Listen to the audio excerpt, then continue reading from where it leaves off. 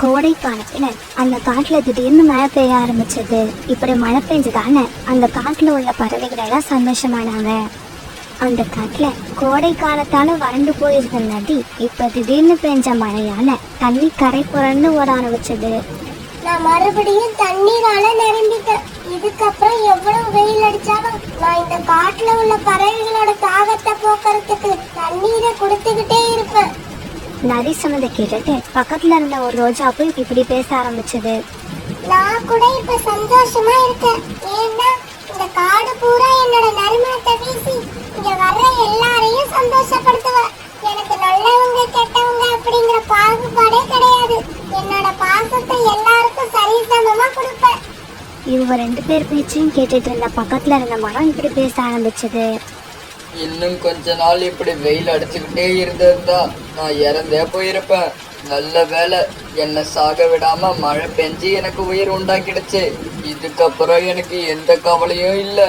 என்னை தேடி வர எல்லாருக்கும் குளிமையான நிழலை கொடுப்பேன். பசியோட வர்றவங்களுக்கு சாப்பிட பழங்களை கொடுப்பேன். அந்த காட்டுல உள்ள எல்லாருமே இப்படி மழை பெய்ஞ்சதால ரொம்ப சந்தோஷமா இருந்தாங்க. இந்த சமயத்துல கொக்கு தன்னோட வீட்டுல அம்மா மேல படுத்துக்கிட்டு சோனா குருவியை கேள்வி மேல கேள்வியா கேட்டுக்கிட்டு இருந்தான். அம்மா, இந்த மழை எப்படிமா பெய்யுது? கொக்கு, கடல்ல உள்ள நீர் வெயிலால ஆவியா மாறி மேல போய் மேகமா மாறுது. நீரோட எடை அதிகமா உள்ள மேகங்கள் மேல குளிர்ந்த காற்று பட்ட உடனே மழையா மாறி மேகத்துல உள்ள நீர் மறுபடியும் பூமிக்கு வந்துடுது. அம்மா, இந்த கடல் நீர் ஏன் எப்பவும் வத்தி போகவே மாட்டேங்குது? வானத்துல இருந்து மழையா பெய்யற நீர் எல்லாம் மறுபடியும் கடல்லையே போய் கலக்கிறதால கடல் நீர் எப்பவுமே வத்தி போகாது. காலுக்காவை தானே எப்பவுமே பசியை பொறுத்துக்க முடியாது. அதனால மழை பெஞ்சிட்டு இருந்தாலும் அதை பத்தி கவலைப்படாத காலுக்காகவும் உணவு தேடுறதுக்காக வெளியில பறந்து போச்சு. காகமே, உனக்கு ரொம்ப பசிக்குதா? சாதாரண பசி இல்ல, கொலை பசிக்குது. இன்னும் கொஞ்ச நாள் போகட்டும். நான் உன்ன மாதிரி பசியில உள்ள பறவைகளுக்கு இனிப்பான பழங்களை கொடுப்பேன். ஏய் பரமே, நான் இப்ப எதையாவது சாப்பிட்டாதான் நீ பழங்களை கொடுக்கற வரைக்கும் உயிரோட இருக்க முடியும். அது தெரியுமா உனக்கு? கோவப்படாத காகமே, என்னோட வேர்பகுதியில சில நெல்மணிகள் விளைஞ்சிருக்கு. இப்ப உனக்குள்ள பசிக்கு அது போதும்னு நினைக்கிறேன். பிறகு அந்த மரத்தோட வேறு பகுதியில இருந்த நெல்மணிகளை காலுக்காவா சாப்பிட ஆரம்பிச்சது. காலுக்காக அந்த நெல்மணிகளை சாப்பிட்டு முடிச்சதும் பக்கத்துல இருந்த ஆறு இப்படி பேச ஆரம்பிச்சது.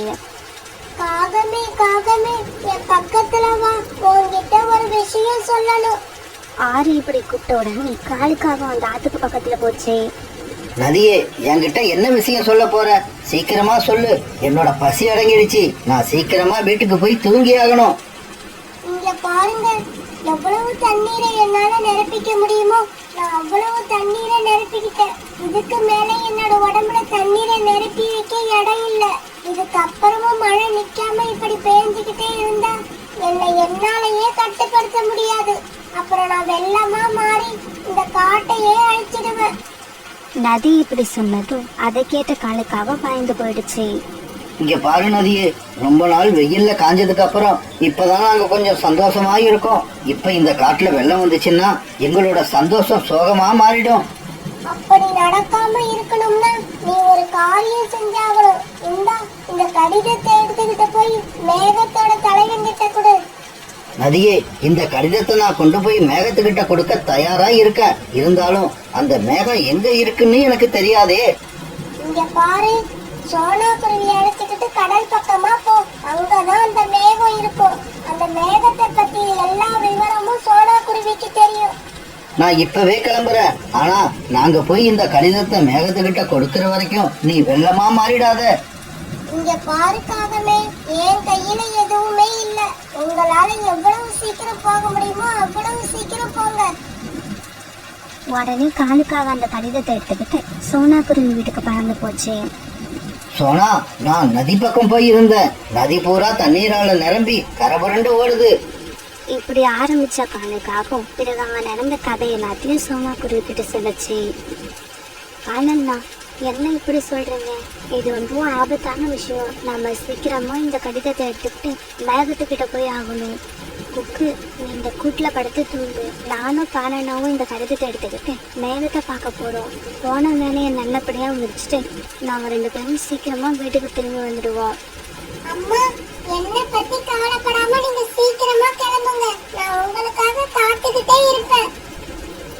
பிற காலுக்காகவும் சோனாக்குருவியும் மேகத்தை பார்க்கறதுக்காக பறந்து போனாங்க. மழை ரொம்பவும் வேகமா பெய்தாங்க. இவங்களுக்கு பறந்து போக கஷ்டமா இருந்தது.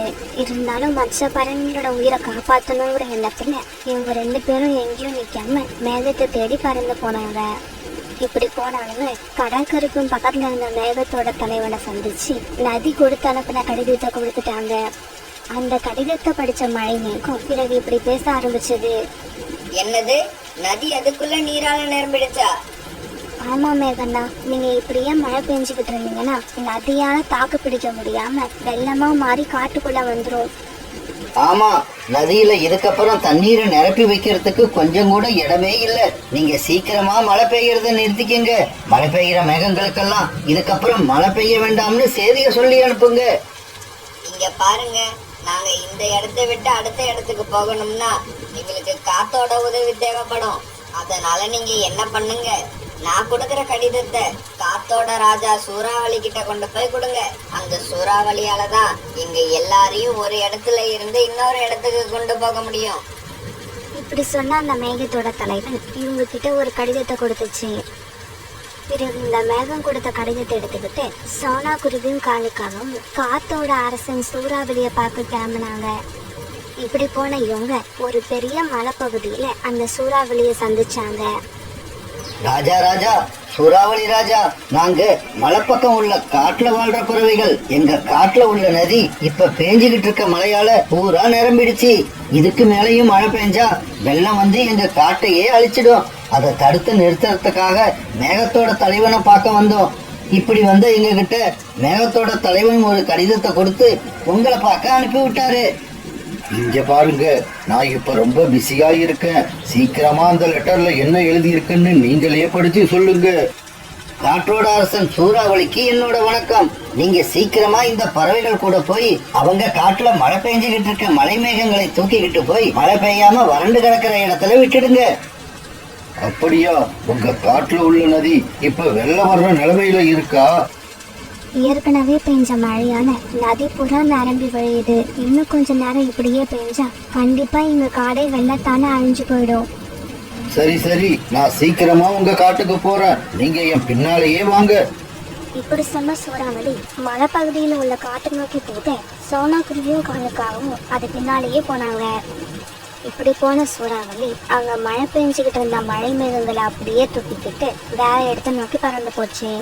இப்படி தூக்கிட்டு போன மழை மேகங்களை வறண்டு கிடந்த ஒரு நிலத்துல கொண்டு போய் விட்டுடுச்சு. அப்புறம் மலைப்பகுதியில உள்ள காட்டுல பெஞ்சுக்கிட்டு இருந்த மழை சுத்தமா நின்று போயிடுச்சு. நதியக்கா, வெள்ளத்தால அழிஞ்சு போக இருந்தீங்க காட்டை நீங்க காப்பாத்திட்டீங்க. உங்களை மட்டும் இல்ல, என்னையும் தான். இந்த நதியில வெள்ளம் வந்தா அந்த வெள்ளம் என்ன வேரோட அடிச்சுக்கிட்டு போயிடும். என்னால மட்டும் என்ன நல்லாவா இருக்க முடியும்? என்னோட வேர் பகுதியில கொஞ்ச நாள் தண்ணீர் தேங்கி நின்னா நான் சுத்தமா அழுகி போயிடுவேன். சோனா, எனக்கு ரொம்ப பசிக்குது. உங்க வீட்டுல சாப்பிட ஏதாவது இருக்குமா? காலண்ணா, எங்க வீட்டுக்கு வாங்க, கண்டிப்பா உங்களுக்கு சாப்பாடு கொடுக்கறேன். பிறகு சோனா குருவி காலுக்காகத்தை கூப்பிட்டுக்கிட்டு தன்னுடைய வீட்டை நோக்கி பறந்து போச்சு. மறுநாள் பொழுது விடிஞ்சிச்சு. மறுநாள் காலையில வழக்கம் போல சூரியன் பிரகாசமா அந்த காட்டையே வெளிச்சமாத்துச்சு. மழை நின்னு போய் சூரியன் வந்ததால எல்லா பறவைகளும் ரொம்பவும் சந்தோஷமா இருந்தாங்க. அந்த காட்டுல வசந்த காலம் வந்ததால எல்லா உயிரினங்களுமே தங்களோட மகிழ்ச்சியை வெளிப்படுத்தினாங்க. சோனா, நீயும் காலும் சேர்ந்து இந்த காட்டுல உள்ள எல்லா உயிரையும் காப்பாத்திட்டீங்க. அப்படி இல்ல ரீட்டா, நதி தன்னோட நிலைமையை எங்ககிட்ட சொல்லலன்னா எங்களால எதுவுமே செஞ்சிருக்க முடியாது. சரி வாங்க, நாம சீக்கிரமா உணவு தேட போவோம். அம்மா அம்மா, இன்னைக்கு உணவு தேட என்னையும் அழைச்சுக்கிட்டு போங்கம்மா. பிறகு சோனா குருவி குக்குவை தூக்கிக்க காலுக்காக ரீட்டா கிளி புறா இப்படி எல்லாருமே உணவு தேட பறந்து போனாங்க. சோனா குருவியும் அதோட 2 குழந்தைகளும் காலுக்காகத்தோட வீட்டுல வாடகைக்கு குடியிருந்தாங்க. அந்த வீடு ரொம்பவும் மோசமான நிலைமையில இருந்தது. சோனா குருவி எத்தனவோ தடவை அந்த வீட்டை ரிப்பேர் பண்ண சொல்லியும் காவங்கள் வாடகை வாங்குறதுல குறியா இருந்தாங்களே தவிர அந்த வீட்டை ரிப்பேர் பண்ணவே இல்லை. ஒரு நாள் ராத்திரி திடீர்னு அந்த காட்டுல புயல் வீச ஆரம்பிச்சது.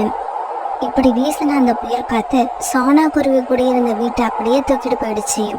அப்படி பறந்து போன வீட்டுல இருந்து சோனா குருவியும் அதோட குழந்தைங்க 2 பேரும் ரொம்பவும் சாமர்த்தியமா தப்பிச்சு வெளியே வந்தாங்க.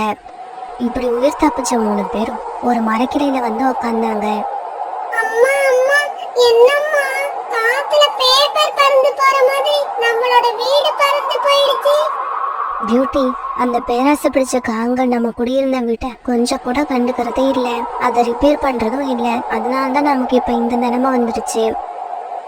மறுநாள் பொழுது விடிஞ்சிச்சு. மறுநாள் காலையில காவங்களோட வீடு புயல் காத்துல பறந்து போன செய்தியை கேட்ட காலுக்காகவும் ஒரு காவமும் சோனா குருவியை பார்க்க வந்தாங்க. சோனா, காத்துல பறந்து போன எங்களோட வீட்டை உன்னால பாதுகாக்க முடியலையா? காலண்ணா, நீங்க என்ன பேசுறீங்க? நான் என்னோட குழந்தைங்கள பாப்பனா இல்ல உங்களோட வீட்டை பாப்பனா?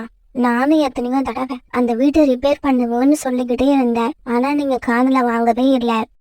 அப்படி இல்ல காலுஜி, குழந்தைங்க 2 பேரும் சோனா குருவியோடது, அதனால அவங்கள காப்பாத்திடுச்சு. வீடு நம்மளோடது தானே, அது எப்படி போனா அதுக்கு என்ன? கோரியக்கா, உங்க வீடு மட்டும் பறந்து போல, அந்த வீட்டுக்குள்ள இருந்த என்னோட பொருட்கள் எல்லாம் சேர்ந்துதான் போயிருக்கு. நானும் அதை நினைச்சு கவலையில தான் இருக்கேன். சரி சரி, நான் கிளம்புறேன். எங்கேயாவது போய் வாடகைக்கு வேற வீடு பார்த்தாகணும். என்னது, வேற வீடு பார்க்க போறியா? இங்க பாரு சோனா, எங்களுக்கு ஒரு புது வீட கட்டி கொடுத்துட்டு அதுக்கப்புறம் எங்கேயாவது போ. இங்க பாருங்க, வீட்டை ரிப்பேர் பண்ணாம வச்சிருந்தது உங்களோட தப்பு, அது ஏன் தப்பு இல்ல. சோனா, நீ என்ன சொன்னாலும் சரி, எங்களுக்கு ஒரு புது வீடு கட்டி கொடுக்காம இந்த காட்டை விட்டு போகவே கூடாது. அப்படி போகணும்னு நினைச்ச நீயும் உன்னோட குழந்தைங்களும் உயிரோட போக முடியாது. இப்படி சொல்லி சோனா குருவியை மிரட்டின காண்கள் 2 பேரும் அங்க இருந்து பறந்து போயிட்டாங்க. பிறகு வேற வழியில்லாத சோனா குருவி அந்த காவங்களுக்கு வீடு கட்டி கொடுக்கறதுக்காக காட்டுக்குள்ள இருந்து மரக்கட்டைகளை கொண்டு வர ஆரம்பிச்சது. இப்படி எடுத்துட்டு வந்த மரக்குச்சிகளை வச்சு சோனா குருவி வீடு கட்ட ஆரம்பிச்சது. அந்த சமயத்துல குழந்தைகள் 2 பேரும் அந்த இடத்துக்கு பக்கத்துல விளையாட ஆரம்பிச்சிருந்தாங்க. இப்படி விளையாண்டுகிட்டு இருந்த குழந்தைகள் 2 பேரும் திடீர்னு கத்துற சத்தம் கேட்டுச்சு. அம்மா அம்மா இங்க வாங்க, இங்க ஒரு பாட்டி அம்மா ஆபத்துல இருக்காங்க. ஆமாம்மா, சீக்கிரம் வாங்க. குழந்தைகளோட குரலை கேட்டு சோனா குருவி உடனே வேகமா பறந்து அந்த இடத்துக்கு போச்சு. சோனா குருவி அங்க போய் பார்த்தப்ப ஒரு காஞ்சி போன மரம் ஒரு வயதான பறவை மேல விழுந்து கிடந்தது. உடனே சோனா குருவி ரொம்பவும் முயற்சி பண்ணி அந்த மரத்தை வேற பக்கமா தள்ளி விட்டுது. அந்த வயதான பறவை தலையில இருந்து ரத்தம் வந்துகிட்டே இருந்தது. உடனே சோனா குருவி பறந்து போய் மூலிகைகளை பறிச்சுட்டு வந்து காயம்பட்ட இடத்துல சாணம் பிழிஞ்சு விட்டது. உடனே அந்த வயதான பறவை தலையில இருந்து ரத்தம் வருது நின்று போயிடுச்சு. இருந்தாலும் அந்த பறவையோட மயக்கம் இன்னும் தெரியல. குழந்தைங்களா, இவங்க இன்னும் மயக்கமாவே இருக்காங்க. இவங்களை நாம கூட்டுல போய் படுக்க வைப்போம். மயக்கம் தெரிஞ்சதுக்கு அப்புறம் இவங்க யாரு எங்க இருந்து வந்திருக்காங்கன்னு தெரிஞ்சுப்போம். இப்படி சொன்ன சோனா குருவி பிறகு அவங்கள தங்களுடைய கூட்டுல கொண்டு போய் படுக்க வச்சது. பிறகு சோனா குருவி வீடு கட்டுற வேலையில முழு மூச்சா ஈடுபட்டது. அந்த சமயத்துல குழந்தைகள் 2 பேரும் அந்த வயதான பறவை பக்கத்துல இருந்து அவங்கள கண்காணிச்சுக்கிட்டே இருந்தாங்க. இந்த சமயத்துல காலுக்காக வந்தது. இப்படி வந்த காலுக்காகவும் சத்தம் போட்டு பேச ஆரம்பிச்சது. என்ன சோனா குருவி, இந்நேரம் வீடு கட்டி முடிச்சிருப்பேன்னு நினைச்சேன். நீ இன்னும் பாதி வீட்டை கூட கட்டி முடிக்கல. காலுக்காகத்தோட இந்த பேச்சு சத்தத்தை கேட்ட அந்த வயதான பறவை இப்ப கண் விழிச்சு பார்த்தாங்க. கொஞ்ச நேரத்துல எழுந்திருச்சு உட்கார்ந்தாங்க. அம்மா, உங்க பேர் என்ன? நீங்க எந்த காட்டுல வசிக்கிறவங்க? நான் யாரு, என்னோட பேரு என்ன, எதுவுமே எனக்கு தெரியல. நான் யாருன்னு உங்கள யாருக்காவது தெரிஞ்சா தயவு செய்து என்கிட்ட சொல்லுங்க. சோனா, இந்த பைத்தியத்தை எங்க இருந்து அழைச்சுக்கிட்டு வந்தீங்க? காலண்ணா, இவங்க தலை மேல ஒரு மரம் விழுந்து கிடந்தது. நான் தான் அந்த மரத்தை தள்ளிவிட்டு அவங்க உயிரை காப்பாத்தினேன். இவங்களுக்கு மயக்கம் தெரியாதால இவங்களை என் கூடவே தூக்கிட்டு வந்துட்டேன். இங்க பாரு சோனா, நீ எந்த பைத்தியத்தை வேணாலும் அழைச்சுக்கிட்டு வந்து வச்சுக்க. எனக்கு அதை பத்தி கவலை இல்ல. என்னோட வீட்டை சீக்கிரமா தயார் பண்ணி என்கிட்ட கொடு. இப்படி சொன்ன காலுக்காக அங்க இருந்து பறந்து போயிடுச்சு. குழந்தைகளா, மரம் விழுந்துதாங்க இந்த அம்மாவோட தலையில அடிபட்டு இருக்கு. அதனால்தான் இவங்களுக்கு நடந்தது எதுவுமே ஞாபகத்துல இல்ல. சோனா சொன்னதை கேட்டு அந்த வயதான பறவை கண்ணீர் விட்டு அழ ஆரம்பிச்சாங்க. அம்மா நீங்க அழாதீங்க, உங்களுக்கு பழசெல்லாம் ஞாபகம் வர வரைக்கும் நீங்க எங்க கூடவே இருக்கலாம். அம்மா பாட்டிக்கு பசிக்குதுன்னு நினைக்கிறேன், ஏதாவது சாப்பிட கொடுங்க. பியூட்டி, அம்மா கிட்ட இருந்து பொருட்களை எல்லாம் நேத்து வீசின புயல் காத்துல அந்த வீட்டோட போயிடுச்சு. இப்ப அம்மா கிட்ட உணவுன்னு எதுவுமே இல்ல. நீங்க பாட்டிய பத்திரமா பாத்துக்கோங்க. நான் காங்கல் வீட்டுல போய் ஏதாவது சாப்பிட வாங்கிட்டு வரேன். இப்படி சொன்ன குருவி உடனே காங்கல் வீட்டுக்கு பறந்து போச்சு. இங்க பாரு சோனா, உனக்கும் உன் குழந்தைங்களுக்குமே உணவு இல்ல. இந்த லட்சணத்துல நீ என்னடான்னா அந்த வயதான பறவைக்கு என்கிட்ட உணவு கேக்குற. இங்க பாருங்க கோரியக்கா, அந்த அம்மா ரொம்ப பசியில இருப்பாங்க. தயவு செய்து அவங்களுக்காக கொஞ்சமா உணவு கொடுங்க. இங்க பாரு சோனா, நீ ஒரு தடவை கேட்டாலும் சரி 100 தடவை கேட்டாலும் சரி என்கிட்ட இருந்து அதே பதில் தான் வரும். இல்ல இல்ல இல்ல, என்கிட்ட இருந்து நீ எதையுமே வாங்க முடியாது. இப்படி சொன்ன கோரிக்காக உடனே வீட்டுக்குள்ள போய் கதவை சாத்திக்கிச்சு. உணவு எடுத்துட்டு வரேன்னு சொல்லி வெளியில வந்து ரொம்ப நேரம் ஆகுது. பாவம் அந்த அம்மா நான் வருவேன்னு எதிர்பார்த்துக்கிட்டு இருப்பாங்க. யாருக்கிட்டையாவது உணவு வாங்காம வீட்டுக்கு போகவே கூடாது அப்படின்னு நினைச்ச சோனா குருவி ரீட்டா கிட்ட வீட்டுக்கு பறந்து போச்சு. சோனா குருவி ரீட்டா கிட்ட போய் விஷயத்த சொன்ன உடனே தாங்கிட்ட மீதி இருந்த உணவு எடுத்து கொடுத்தது. உடனே சோனா குருவி ரொம்பவும் சந்தோஷமும் அந்த கிச்சடியை எடுத்துக்கிட்டு தன்னோட கூட்டுக்கு திரும்பி வந்தது. அம்மா நீங்க ரொம்ப பசிட்டு இருக்கீங்க, இத சாப்பிடுங்க. என்ன மாதிரியே நீங்களும் பசியில தான் இருப்பீங்க. எனக்கு இத கொடுத்துட்டா நீங்க எல்லாம் என்ன சாப்பிடுவீங்க? உங்களை எல்லாம் விட்டுட்டு என்னால இத தனியா சாப்பிட முடியாது. அம்மா நீங்க நேத்து ராத்திரில இருந்து எதுவுமே சாப்பிடாம இருக்கீங்க, அதனால இத நீங்க சாப்பிடுங்க. இன்னும் கொஞ்ச நேரத்துல நான் கூட எதையாவது சாப்பிட்டு பசிய தீர்த்துப்போம். இதையெல்லாம் நான் ஏத்துக்க மாட்டேன். வாங்க நாம எல்லாரும் சேர்ந்து இந்த கிச்சடியை சாப்பிடுவோம். பிறகு அங்கிருந்த 4 பேரும் சேர்ந்து அந்த கிச்சடியை சாப்பிட்டு தங்களுடைய பசியை போக்கிக்கிட்டாங்க. பிறகு ராத்திரி ஆச்சு. பிறகு அன்னைக்கு ராத்திரி அந்த மரத்துக்கு அடியிலேயே படுத்து தூங்குனாங்க. அதே சமயத்துல ரொம்ப தூரத்துல இருந்த ஒரு காட்டுல 2 பறவைகளும் இப்படி பேசிக்கிட்டு இருந்தாங்க. அண்ணா, நான் அம்மா மலை பக்கம் உள்ள காட்டுல ஒரு குருவியோட வீட்டுல இருக்காங்கன்னு எனக்கு இப்பதான் செய்தியே வந்தது. அப்படியா? சீக்கிரம் கிளம்பு, நாம நாளைக்கே அங்க போய் அவங்கள உடனே வீட்டுக்கு அழைச்சுக்கிட்டு வரணும்.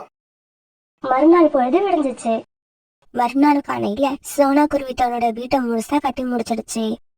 உடனே அந்த வீட்டுக்குள்ள சோனா குருவி தன்னோட குழந்தைகளையும் அந்த வயதான பறவையையும் அழைச்சிட்டு போச்சு. நான் யாரு, எங்க இருந்து வந்தேன்னு எனக்கே தெரியல. இப்ப கொஞ்ச நாளா உங்களுக்கு நான் பாரமா இருக்கேன். அத நினைச்சா எனக்கு ரொம்ப கஷ்டமா இருக்கு. அம்மா தயவு செய்து இப்படி எல்லாம் பேசாதீங்க.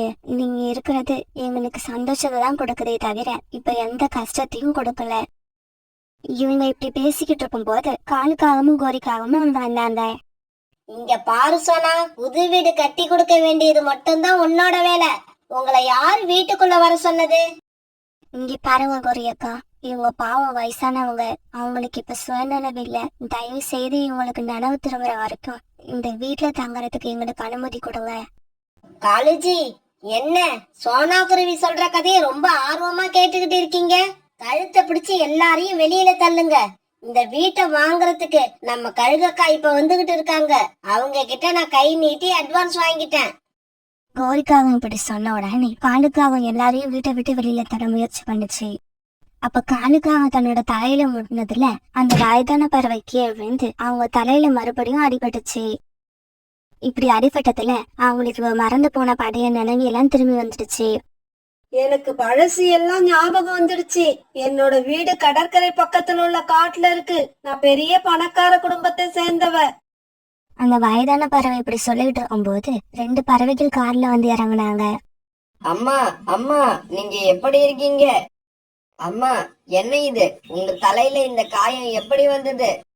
பிறகு நடந்தது எல்லாத்தையும் கேள்விப்பட்ட அந்த பறவைகள் காங்கள் 2 பேரையும் அடி எடுத்துறாங்க. இங்க பாருங்கடா, இந்த சோனா மட்டும் இல்லைன்னா என்ன நீங்க உயிரோடையே பாத்திருக்க முடியாது. நான் இப்ப உயிரோட இருக்கேன்னா அதுக்கு காரணமே இந்த சோனா குருவிதான். அம்மா, நமக்கு உதவி செஞ்சவங்களுக்கு நாம எப்பவுமே நன்றியோட இருக்கணும். இவங்களையும் நம்ம கூட அழைச்சுக்கிட்டு போவோம். நம்ம வீட்டுக்கும் பக்கத்துல இருக்க வீட்டுல இவங்கள தங்க வைப்போம். ஆமா, இனிமே இவங்களோட நல்லது கெட்டது எல்லாத்துலயும் நாம பங்கு எடுத்துக்கணும். இப்படி பேசிக்கிட்ட அந்த பறவைகள் பிறகு சோனா குருவியையும் அது குழந்தையும் அவங்க கூடவே அழைச்சிட்டு போயிட்டாங்க. சோனா குருவியும் அது குழந்தைங்களும் இப்படி கார்ல போறத காங்கம் 2 பேரும் அழுதுகிட்டே வேடிக்கை பார்த்தாங்க.